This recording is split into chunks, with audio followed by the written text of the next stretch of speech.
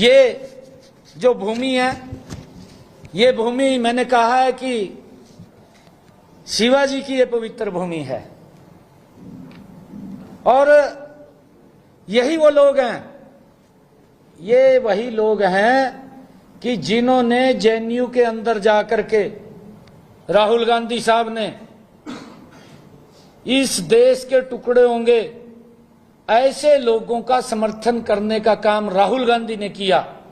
और मैंने कहा है कि धारा 370 को समाप्त करने का काम नरेंद्र मोदी जी ने किया, कांग्रेस उसको रिवर्ट करने का काम कर रही है।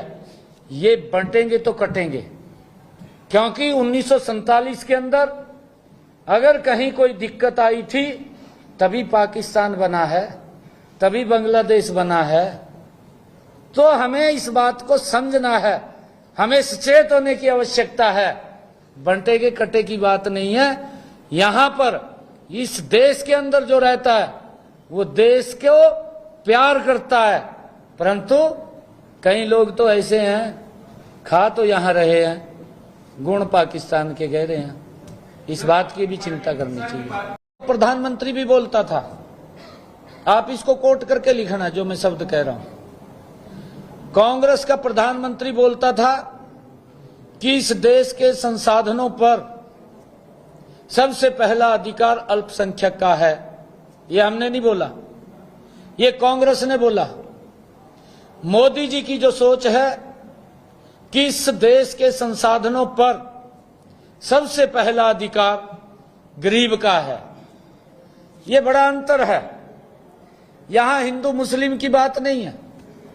मैं ये बात आज आपके माध्यम से कहना चाहूंगा, मैं मुस्लिम भाइयों को भी ये बात कहना चाहूंगा कि अगर प्रधानमंत्री उज्ज्वला योजना के तहत गैस का सिलेंडर मिलता है तो उसके अंदर ना हिंदू देखा जाता है ना मुस्लिम देखा जाता है।